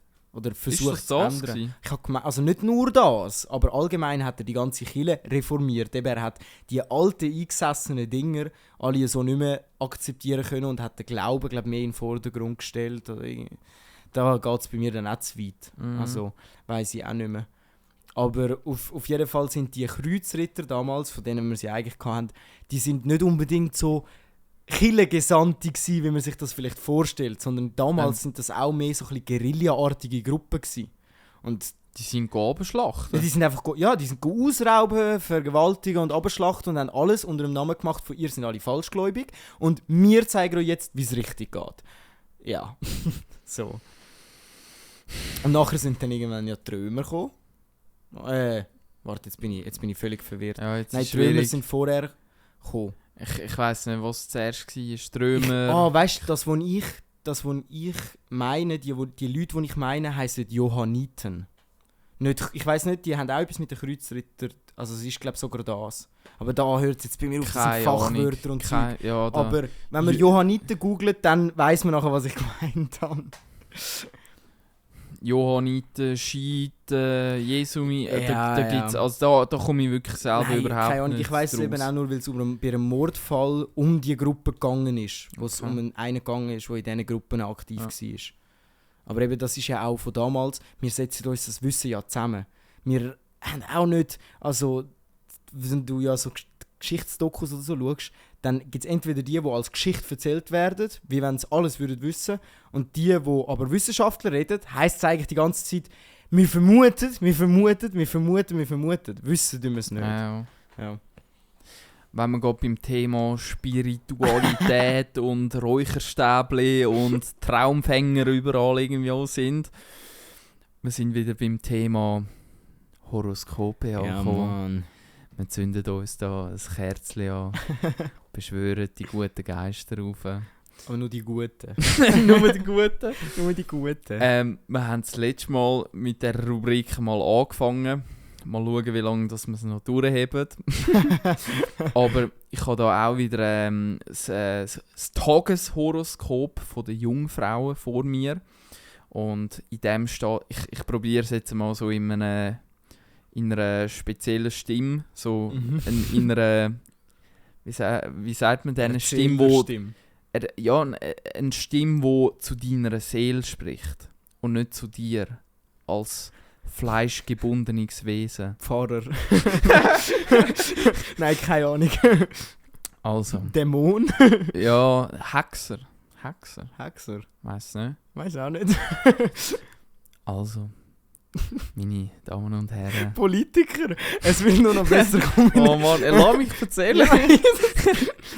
Also, das ist die einprägsame Stimme, wo am anderen sein Horoskop vorliest. Und da steht im Titel Gespräche mit Charme. Die Welt ist voller Schönheit und Liebe. Jetzt bist du offener dafür als sonst. Vielleicht sagst du einem liebenden Mitmenschen, dass du ihn magst.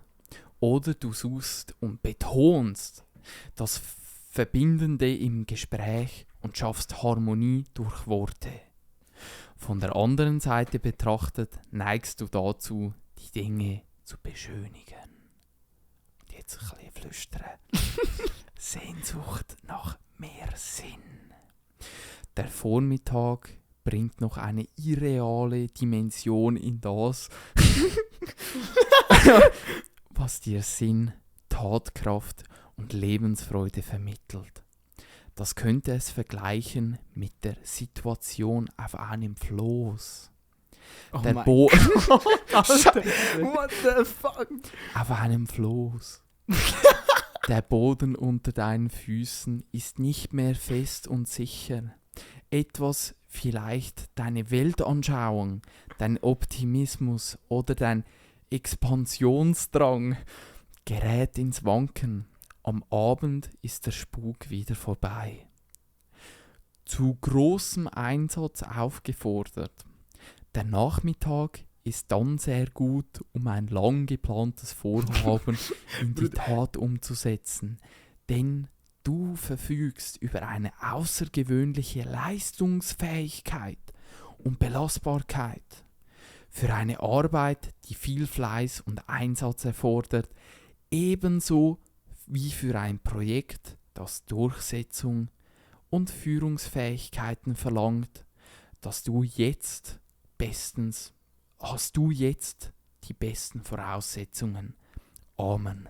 Ich schwöre, ich hätte auch in Alter. Ewigkeit Amen sagen. Digga. Genau das habe ich mir gedacht. Mann, scheiße. Wirklich killerst.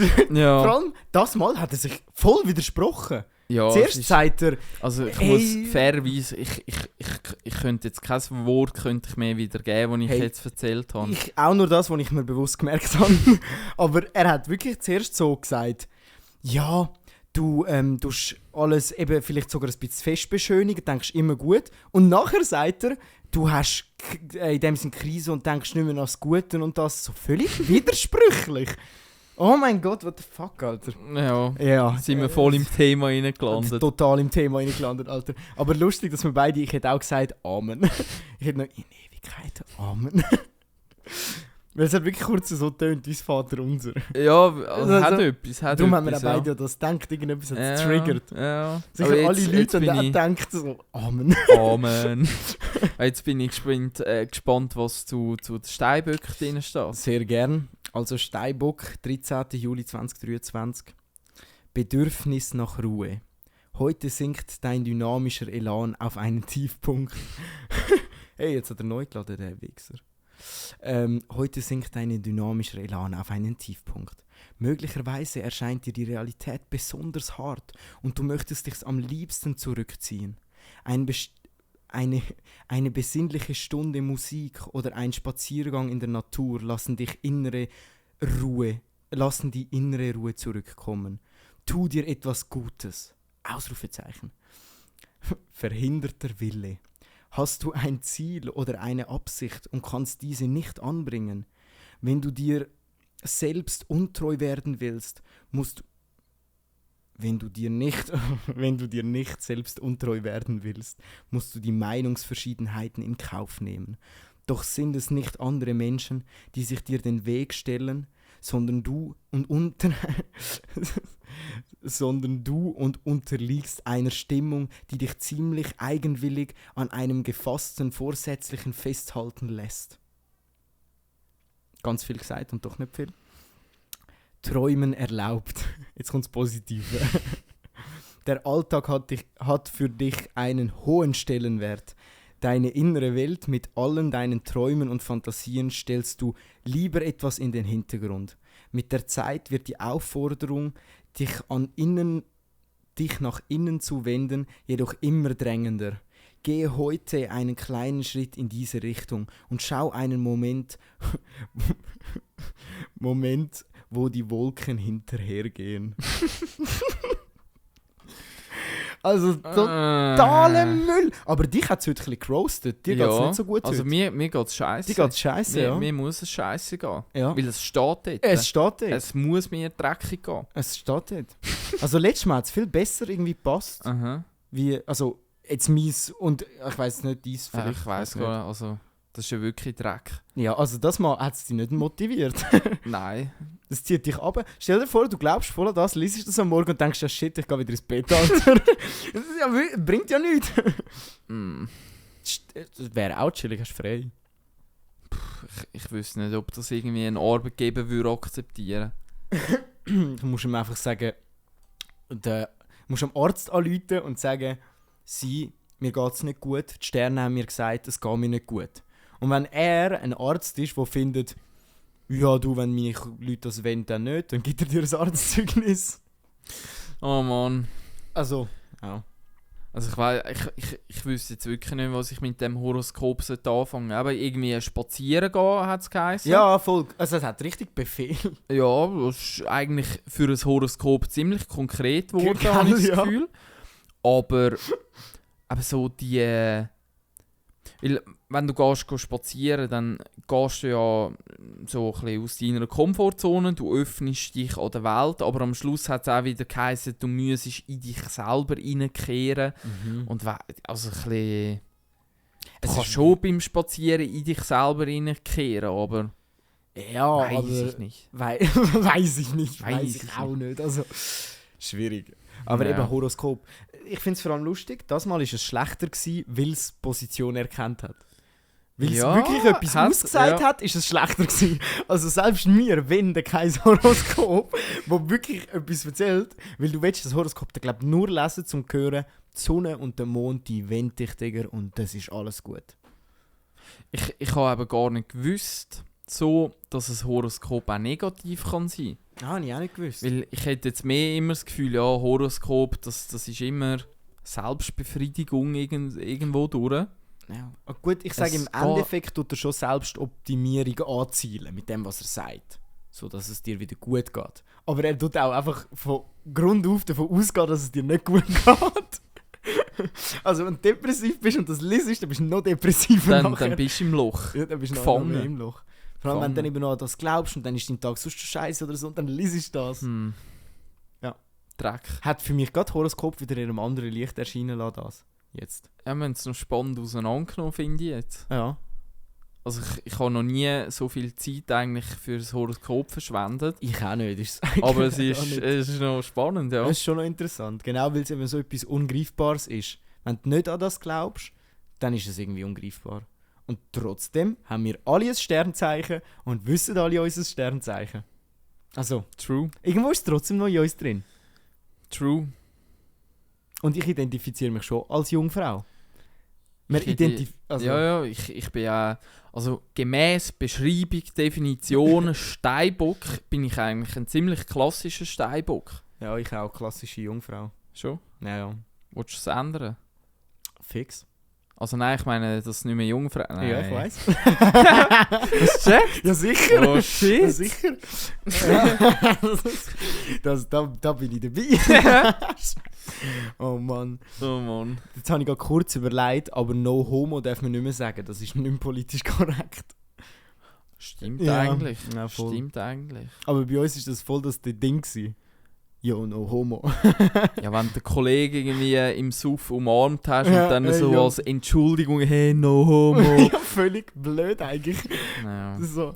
Das ist einfach auch wieder eine Steckst in der- Rechtfertigung, um etwas zu machen, wo du, wenn du offen kommunizierst und hey, wir sind Kollegen und Ja, weiss ja. nicht was, dann schiebst du einfach das No Homo ein und es tut alles rechtfertigen. Es ist so, du überschreitest die Komfortzone, aber damit er sie nicht noch weiter überschreitet, das magst du ihn feststellen, damit aber no homo. So, weißt du, du machst etwas zu viel, aber du willst ja nicht, dass er nachher noch weiter drauf eingeht, weil sonst... Ich habe letztens aber auch so ein lustiges, ich glaube es auf TikTok gewesen, sind zwei dunkelhäutige Männer auf einem, ich glaube es in Paris gewesen oder so, oder nein, oder Venedig, sind sie in diesen Kanal am Umschwimmen gewesen und sie haben so ein Bärli Pedalo irgendwie gemietet, wo ein Schwan ist. Und danach hat der eine hat sich so mit dem Handy aufgenommen, so ein Video aufgenommen. Und danach so, hey, schaut mal, hey, wenn ihr das Schiff anschaut und uns zwei, wie wir nebeneinander hocken, dann könnte man meinen, dass wir schwul sind. Und dann hat der andere Kollege eingehängt, hey, ja, der Eindruck entsteht schon, aber wenn es dir egal wäre, können wir uns nachher auch küssen. Und nachher Voll. ja, haben sie Also- sich einfach auf den Arm genommen. Ich finde vor allem, das ist wirklich etwas, wo lustiger oder mehr ein Thema geworden ist, dass auch Kollegen sich mal just for fun im Ausgang einen Kuss geben. Vielleicht habe ich mich da jetzt gerade auch einfach geoutet, aber das ist schon etwas. Also ich habe eigentlich die meisten von meinen Kollegen schon mal geküsst. Aber nicht so richtig, sondern so. Ist das nicht richtig? Kommt drauf an. Also, es ist jetzt Kommt drauf an, auch... wer fragst. Ist jetzt sehr subjektiv und am Nils seine Wahrnehmung, aber ich habe das bei einfach orientalischen oder einfach türkischen oder von der Ex-Jugoslawien, die Leute tun sich noch viel eher auf die Backe küssen. Also Ja. auch die Männer. Ja, voll. Ich weiss Ja, nicht, ob doch, das doch, das etwas kann mit schon der sein. Kultur oder sonst etwas Gut, am einfach... Ende ist so etwas wie Begrüßung ist ja eigentlich Kultur.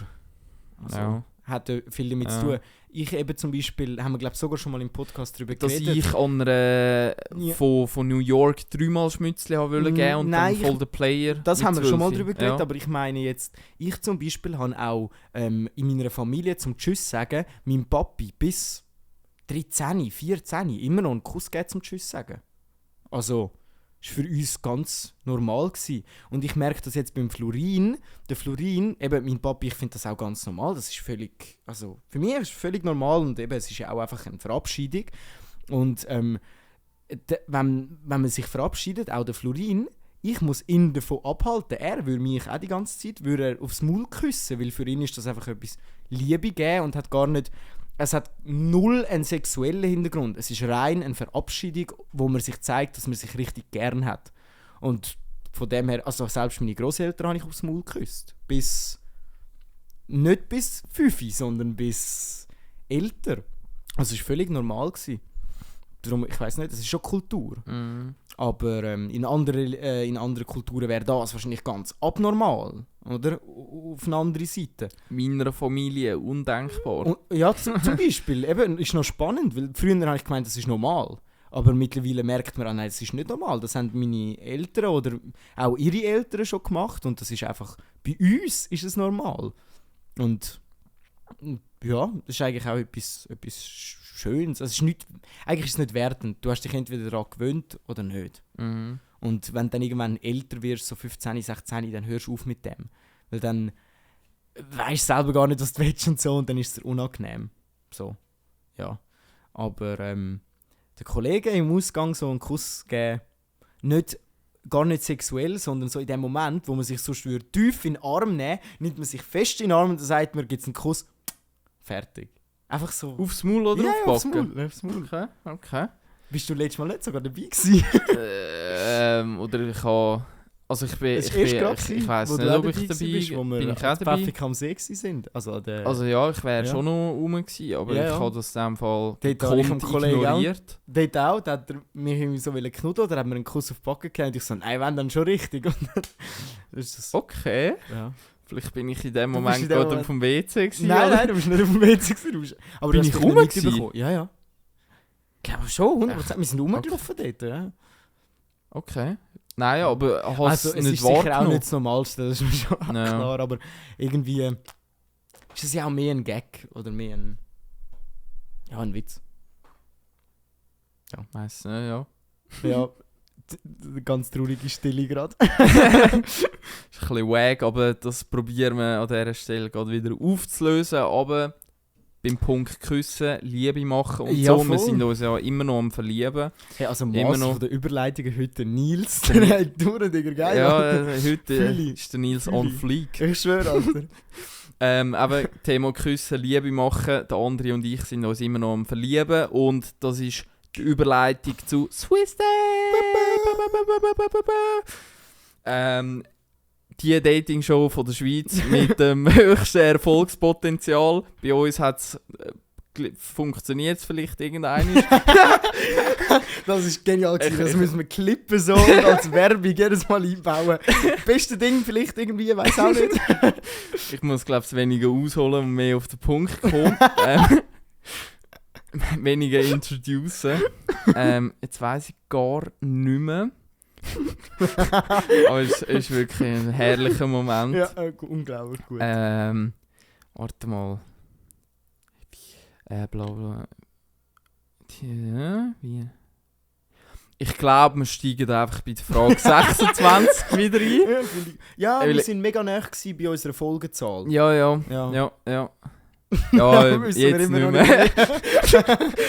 Ja, ist, Ist ja also gleich. Frage 26. Perfekt. Sympathisch. Vervollständige diesen Satz. Ich wünschte, ich hätte jemanden, mit dem ich bla bla bla teilen könnte. Zuerst mal das Obligatorische. Das Bett. Ja. Weil das ist rein emotional und rein sexuell das Wichtigste, Mhm. was man teilt. Mhm. Würde ich behaupten. Mhm. Und was Mhm. ich jetzt nicht habe. Und Mhm. anderes Zeug, das ich habe, muss ich nicht unbedingt teilen, damit sie lässig sind. Vielleicht einen Film schauen. Mhm. Also das, was mir gerade spontan in den Sinn kommt, ist quasi ein Schultern Weil wenn man sich auch über den möchte anlehnen, egal an wem Boah. das jetzt nicht gut geht, aber ein Schultern zum Anlehnen. Weißt du, was wollen wir teilen? Was Das wenn? Leid. Das Leid, wenn wir Oh, teilen. ja, aber jetzt kommt noch, Geteiltes Leid. ist halbes Ist halbes Leid. Ja, genau. Eigentlich ja. haben wir jetzt gerade, das ist eigentlich der Punkt, die Frage Ja, beantwortet. wirklich, ja. Ja. Ja. Geteiltes Leid. Am Ende, wenn wir uns ausbrüllen und das. Ob das im Bett ist, ob das egal wo, scheißegal. Das Leid, wenn wir teilen. Und die Freude auch, weil die Freude verdoppelt sich in dem Moment und nicht halbiert sie sich. Also, Es wenn ist du's- eine Multiplikation wenn du etwas, oder genau, also wenn du etwas hoch positiv... Wenn du, also, exponentiell. der Grundgedanke ist... Nein, das wäre geil, aber ist leider nicht so. Stell dir vor, du wirst dich exponentiell mehr freuen, immer wenn du etwas Freude gehabt hast. Dann hätte ich schon... Hey, Gehst in ein einmal- schwarzes Loch. einmal irgendwelche starke, glücksverschaffende Drogen genommen und du hättest einen hohen Lachanfall, nur weil irgendeiner stolpert. Wenn es also so wäre. Ist eher umgekehrt. Mhm. Aber jetzt habe ich auch schon lange den Faden wieder verloren, Gottverdammt. Das ist ganz Zu schlimm. fest ausgeholt. Aber nein, du hast gut auf den Punkt gebracht, eben Leid zusammenteilen und Freude zusammenteilen. Jetzt habe ich grad, ist mir wieder ein bisschen in den Sinn gekommen, weil ich Gottverdammt gesagt habe. Habe ich gestern in How I Met Your Mother, muss ich wieder Shoutout geben, einfach beste Serie, so witzig. Da hat Robin der Lily auf ihre eigentlich, wie sagt man dem, die Party vor der Hochzeit, Junggesellenabschied, aber von ihr. Und sie hat so alle alten Frauen und so eingeladen und Robin hat ihr einen schwarzen Dildo gekauft. Und hat das dann so auf den Geschenktisch da und hat gemerkt, ja fuck, Alter, jetzt packt sie das vor allem aus und hat sie das Geschenk gewechselt mit der Verwandten und hat das Kärtchen umgetauscht. Und hat so ausgesehen, wie wenn es Grossi der einen schwarzen Dildo gekauft hat. Und dann hat es einen Charakter gehabt, das war eine Junge, die einzige Junge auch an dieser Party und die ist jetzt kurz davor, Nonne zu werden. Und die Robin ist total überfordert mit dem Dildo in der Hand, steht dort mit dem Geschenk, schaut sie an und sagt nur, du wirst eine verdammt gute Nonne werden. Und mich hat es weggetatscht. Einfach, weil es so ein vorgelegter Witz ist, so einfach und so witzig. Ja, du wirst eine verdammt gute Note. Oh shit! Hast du jetzt das wirklich Ah, gesagt? das ist ganz böse gerade. Aber André, look, ich habe da einen Ablassbrief. Du Ja, kannst mir stimmt. 200 Stutz und du kommst wieder in den Himmel rauf. Oh mein Gott, Religion durchgespielt. Hey. Ja, Durchgespielt. und wieder eine saubere Überleitung. Überleitung. Weisse aus der Weste, Scheisse. Bruder. Ja.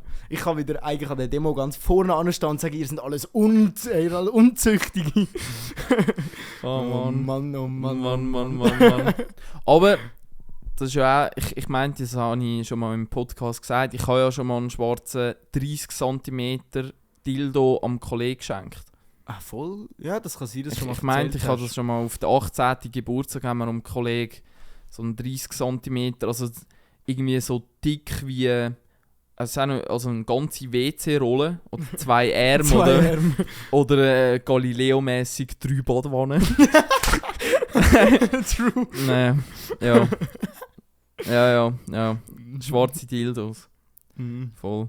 18. Geburtstag. Ah, ja, Ich glaube, ja. ich habe das in dieser Folge dort erzählt. Das kann gut sein, das kann gut sein. Ja. Ich weiss nicht, wenn wir noch eine Frage, weil diese Frage haben wir erstaunlich schnell behandelt. Ja, die haben wir wirklich schnell behandelt. Die haben wir krass behandelt. Mhm. Dann Frage 27. Wenn du mit deinem Gegenüber eng befreundet sein könntest, was wäre dann für ihn oder sie wichtig zu wissen? So nach dem Motto Red Flag. Weißt du, so nach dem Motto etwas, wo man gerne würde wissen, wenn man mit dem Partner zusammenkommt. So nach dem Motto, jetzt ist man zusammen und dann, und ich habe im Fall dann noch ein 4-jähriges Kind. Mhm. So, was würde man gerne wissen? Also so verstehe ich jetzt die Frage. Was muss die Person wissen, falls man jetzt wirklich... Ich verstehe das mehr, aber wir sind uns ja jetzt am Daten, am Kennenlernen, Ja, genau. am Verlieben. Aber wenn du mit deinem Gegenüber nicht in eine Beziehung würdest reingehen, aber eng befreundet, aber das Ich keine Ahnung. glaube... Machen wir Red Flags. Machen wir Red Ja, ja. Flags. Ja, jetzt habe ich mich mit der selber in die Scheiße geritten. Das ist total... Das ist irgendwie ein Dilemma von meinem Leben. Ja, Red Flag. Schwierig. Ich glaube, wir müssen da jetzt nicht auf unsere Red Flags eingehen. Also wir haben ja letztes Mal schon unsere negativen Sachen angedingselt. Also sagen Aber wir... Red Flag, vielleicht so also- etwas Belangenloses. Nein, tun wir das Ganze so ummünzen, dass quasi wir jetzt in die Welt könnten rausposaunen, dass wenn wir uns jetzt in jemand anderes würden verlieben, und was sind so 3 Sachen, die wir gerne in einem Gegenüber würden vorfinden, Das können wir machen. wenn wir sie so Etwas, was die ummünzen. andere Person auch hat. Mhm. Das erste kann ich schon mal nicht sagen, weil es einfach nicht aufgeht. Das zweite würde ich sagen, Faszination für Musik aller Art. Also allgemein, es muss jemand sein, der gerne an ein Reggae-Festival geht, aber auch gerne mal an ein Techno und dann doch auch einfach nur in eine Bar hockt. Also ich glaube so, dass einfach Musik oder halt Freizeit, Ausgangs bisschen, nicht unbedingt das Abriss-Ausgang, sondern so ein bisschen das, ja, einfach so offen für so. Begeisterungsfreudig. Ja, begeisterungsfreudig, vor allem eben auch für draussen sein mit vielen Leuten oder so. Und das andere wäre vielleicht auch ein bisschen, wie sagen wir dem, gleichzeitig aber doch auch gern mal einfach nur Film oder Serien schauen. Also so ein bisschen, ich habe nicht gerne jemanden, der dann noch jeden Abend muss jetzt etwas unternehmen oder muss jetzt etwas dingsen, sondern man einfach auch mal kann sagen, so, und jetzt hocken wir an und schauen irgendeinen Scheissdreck. So in die Richtung. Also ich glaube, die 2 Eigenschaften sind wichtig. Dass es nicht das eine nur ist und nicht das andere nur ist, sondern die 2 Sachen miteinander und halt noch, ja, anders, was nicht so wichtig ist. Das hast bei diesen Sachen eigentlich immer so Charaktereigenschaften Ja. und so. Ich weiss jetzt nicht, ob ich da so ein Konträr-Dings Ja, und einfach finde ich so gut. voll äußerlich. Ja, finde ich gut. Sehr das sind ja oberflächlich. ähnliche Sachen, die wahrscheinlich jeder würde sagen, weißt? Das ist ja das Ding. Aber am Ende des Tages kommt es auf die innerlichen Werte drauf an. Am Aber Ende vom auch. Tag geht es um Geld. Lassen wir jetzt so einfach im Genau. Raum mal stehen. Aber am Ende, also es kommt auf die innerlichen Werte drauf an, aber die Verpackung dazu muss auch irgendwo durchstimmen. Und um jetzt da das Gegengewicht zu den Aussagen vom anderen geben, zum sehr oberflächlich, das ist jetzt wirklich sehr oberflächlich. Ich habe gerne kleine Frauen. Also von der Körpergröße her habe ich gerne unter 1,70. Das einfach so als Richtwert irgendwie. Same. Zu der Frage Ass or Boobs. Die Frage haben wir aber auch noch nie im Podcast so konkret behandelt. Stimmt. Ass or Boobs habe ich klare Antwort. Ich auch. Jede Frau ist für sich wunderschön. Da brauchen wir eine klare Antwort. Und meine klare Antwort ist Boobs. Meine ist S. Aber nicht gross. Das heisst nicht gleich gross. Ja. Bei beidem nicht, bei mir. Beides klein. Und die Frau auch klein. Alles klein. Tipptopp. Perfekt. Und das letzte Oberflächliche, und da reden wir ja mehr einfach so Traumvorstellung, fiktiv, irgendetwas. Haarfarbe, gern eine Mischung. Oh, jetzt aber. Da habe ich ein bisschen ein Feingefühl. Da, Nils kommt, kennen die Farbdinger, wo so 3 verschiedene Mal das gleiche Rot ist, weißt du, wo so ja, aber im das ist nicht Laden das gleiche so beim Rot. Sofa anhebst. Der Nils kommt, wenn sie zur Tür reinkommt, zuerst mit so einem Farbteil. Ja. Ja, das ist aber schon ein bisschen brüner, wie du das es beschrieben hast. Ja. Also so Farbfächer, Pantone-Farben Ja, zum genau. Beispiel, oder RAL, Dann bei kommt der Wandfarben. Designer durch. Genau, da drückt der Designer durch. Und die schönste Haarfarbe für mich ist so eine Mischung zwischen blond und braun, so ein hellbrauns. Irgendwie. Das ist Ja. für mich die schönste Haarfarbe. Aber das ist cool. Wir Und müssen gerade eigentlich- Haar. Kruseli habe ich nicht gerne. Das ist einfach super. Wir müssen eigentlich miteinander in Ausgang, bis auf Grösse, haben wir genau das Gegenteil. Ich würde jetzt eher blond sagen. Und Locken ist super. Locken kann ich nicht haben irgendwie. doch, ist Das schon. ist für mich viel zu nervös. Also es muss schon auch, es darf nicht zu nervös sein, aber so grosse Locken finde ich schön. Viel schöner, wie wenn die Frauen so ganz gerade Haare haben. Habe ich viel lieber. Gerade Aber- Haar. Aber ich muss auch wirklich dazu sagen, sonst fühlt sich das ein bisschen komisch an. Ich glaube auch bei dir so. Ich habe mich bis jetzt immer bei meinen Freundinnen hat es einige Sachen gehabt, die ich jetzt aufgezählt habe, die gepasst haben, aber auch Sachen, die nicht gepasst haben, die mich dann aber auch gar nie gestört haben. Ja, So. das- Also ich habe es dann trotzdem bei ihr schön gefunden, obwohl es nicht das ist, was ich jetzt so aus dem Kopf raus als Priorität. Absolut, absolut. Das ist vielleicht wichtig. Das, zu ja, sagen. das ist Voll. ganz wichtig, ja. Ich glaube, das ist einfach irgendwo im Kopf existent, aber es schließt überhaupt nicht die Offenheit für einen anderen Menschen aus. Und wenn du den Menschen lernen und lieben lernst, lieben kennenlernst, irgendwie. Ja, eins von beidem lange eigentlich. Entweder kennenlernst oder lieben lernst. Lieben lernst. Das ist Geht komisch. das? Ja, Ich schwierig. meine, vielleicht im Hochdeutschen würde es besser funktionieren. Ich weiss jetzt nicht. Was hast du gesagt? Ja, ist scheißegal, ja. Anyway. Aber ihr wisst, glaube ich, was ich meine. Und dann so Sachen, also meine Freundinnen haben, also die eine doch, aber die anderen, die ich mal so kennengelernt habe und so, haben das eigentlich nicht unbedingt erfüllt. Also es ist auch überhaupt kein Ausschlusskriterium. Ich habe nur dumme Sachen im Kopf. Mhm. Nein, irgendwann muss man seine Ansprüche auch abschrauben. Also, Ist so schon geht's- so weit, also- André. Ist Ja, schon so also- weit gekommen. Nein, aber ich habe das halt gemerkt, wenn es jetzt einfach so auf so Dating-Apps oder so bedingt ist, dann habe ich eben auch wieder gemerkt, so, ich hätte lange gesagt, die Haarfarbe ist mir gleich. Wenn ich jetzt aber ehrlich bin, merke ich, ganz viel gefallen mir blonde Frauen einfach besser. Keine Ahnung wieso. Es ist irgendwie einfach so. Und Haarfarbe kann man ja eh ändern. Aber gefällt mir einfach besser. Und am Ende des Tages ist es eigentlich völlig nichtssagend. Ja. Ich glaube, ich liebe meine Mami und meine Mami hat braune Haare. Von Natur aus.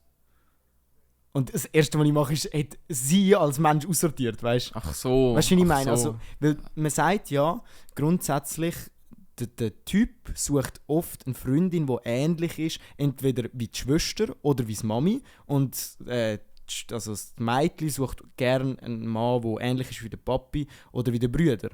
Und ich habe das mal mit meiner Schwester besprochen und das ist schon noch lustig. Weil wenn ich das so vergleiche, auch das, was ich jetzt vorher gesagt habe, würde alles auf meine Schwester zutreffen. Oder jetzt auch umgekehrt, wenn ich ihre Freunde anschaue, die sind auch eher in der Männerkategorie ähnlich gewesen wie ich, weil das jetzt ähnlicher wie du wären. Mhm. Und das ist noch spannend, weil man achtet sich gar nicht auf das, aber unterbewusst irgendwie... Ja. Und meine erste Freundin war nicht blond gewesen, aber auch klein zum Beispiel und so. Weiß nicht. Vielleicht Spannend.